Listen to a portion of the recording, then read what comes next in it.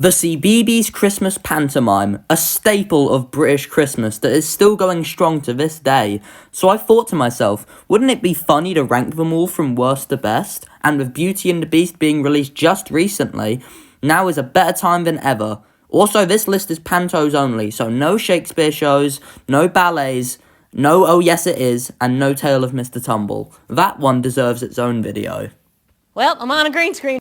I mean, what do you even want me to say? Christmas in Storyland maybe shouldn't even count for this video, because, you know, look at it. You have eyes, right? You can see what I see, right?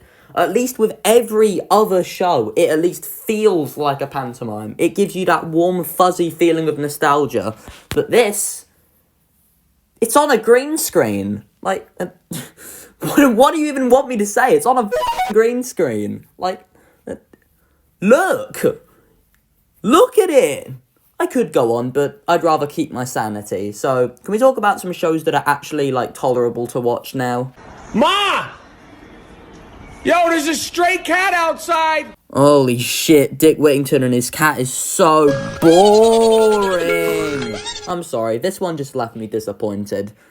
Like, there's nothing wrong with the show, but, like, there's just nothing here that interests me. The villains are uninteresting, the songs are boring, Dodge is here, I guess. I don't know, this one just gives me nothing to talk about. But at least, unlike Christmas in Storyland, it isn't actively not fun to watch. I'm gonna bust your balls! I don't really have much to say about the Nutcracker. It's a perfectly fine show, but like Dick Whittington and his cat, it doesn't really give me much to talk about. But at least in this one, the songs are a bit better, and the story is a little more tolerable. There's at least one great song, Uncle Drosselmeyer, because Andy Day gives it his all in this role that, while one of his weaker ones, still carries the show. But yeah, that's kind of all I have to say about it. It's a fine little show. That's it, really. I don't really know what else to say. It's the Nutcracker, I guess. And steroids. Thumbelina is a perfectly average show. Average characters, average story, average song. Everything about it is just decent. Well, except for one thing. The best character in all of fiction, Mr. Marvelous Mole. This guy is just so much fun to watch, and his song is easily the highlight of the show.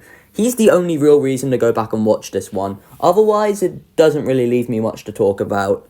Can we talk about some fun shows now? In the winter, I killed a man and buried... I'm sorry, guys. I couldn't get into the Snow Queen. This one just isn't for me, I think.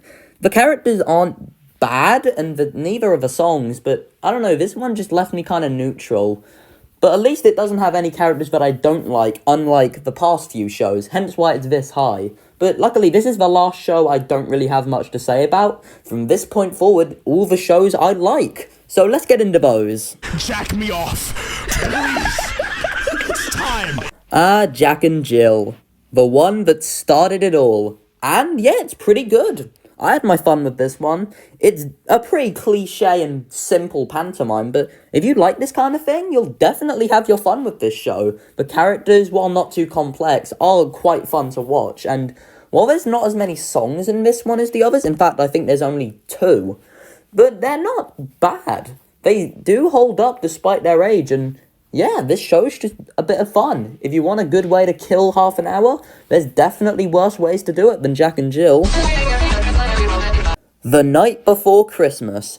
When I first saw this one, I didn't really like it, but looking back at it, I think I was a bit too harsh on it, because this show is just a bit of fun. The characters I found annoying on my first watch, but looking back, they're not that bad. And this show has by far the best villain in all of fiction. I know I said Mr. Marvelous Mole was the best character in fiction, but he pales in comparison to the Wish Taker. This guy is the most fun character ever. He just steals absolutely every scene he's in, and his song is just, mwah, perfect. But yeah, this show is pretty good. I definitely didn't give it the credit it deserved when it came out, but yeah, this one's a good time. Hey, light the lamp, not the rat! Light the lamp, not the rat! My apologies. Put me out! Put me out! Put me out! Put me out! Put me out! Put me out! What? CBeebies A Christmas Carol definitely loses some of its charm once you watch the Muppets version, because that is just a way better version of the story, on top of being more accurate to the book. But, I mean, at the end of the day, a bad Christmas Carol is still a Christmas Carol. And that's not to say this one is bad, because this show is real fun to watch, especially if you watch it in December. If you're in a Christmassy mood, this show will definitely satisfy you. It's got good characters, actually uses some quotes from the book, the songs aren't bad, the ghosts are actually really funny, especially Robert at the end. His reveal cracks me up every time. But yeah, it's a Christmas Carol. If you like a Christmas Carol, you're gonna like this show. Wonderwall. Alice in Wonderland is definitely one of the more out there choices they've made for a pantomime, but honestly, I quite liked it. It's different to the Disney film because it actually, has a plot, but I don't think that really takes away from the story at all. The characters are just as likable as they were in the Disney film, the songs are good, and yeah, this show's just a bit of dumb fun. The plot doesn't get in the way of any of the cool Wonderland set pieces, and yeah, this show's just a lot of fun to watch. Aladdin, a costume. Aladdin is good, like, real good. The characters are funny, the story is good, the songs are good, and the jokes, despite coming off as childish, actually got a few laughs out of me. Hello? Oh, you don't say. Oh, you don't say. Oh, you don't say. Well, who was it? You didn't say. In fact, this is probably the second funniest show they've ever done. There's not really much to say, it's just really funny. Dancing the Strictly, all the way from Teletubbyland, please welcome Tinky. Strictly Cinderella is one of the most batshit insane shows I have ever watched. And I love it. This show is easily the funniest pantomime CBeebies have ever done. Every moment and every joke got a smile or a laugh out of me. Because this concept is just so out there, so ridiculous, that it works perfectly. This show is just so funny. I am jealous of this show's comedic timing. Out of the way, sister, out of the way. Bride coming through. Because almost every moment is a hilarious, meme-worthy moment. It's just so silly, and I live for that shit, man. This show is great. Turn your back to him and stick your ass out. Hansel and Gretel is proof that an 80s aesthetic will improve anything. No, but even without that, this show still rocks. The villain is so fun, her song is great, and the gingerbread men, while they may come off as annoying, actually kind of grew on me throughout the show. Yeah, the family characters were kind of generic, but this show is fun to watch, man. The story flows by really well, and it just leaves you with a good time. There's not really much to say about this one, it's just really good. Mr. Beast! Beauty and the Beast is the most recent CBeebies panto from when I'm recording this, only coming out a few days ago actually. And yeah, this show is really good.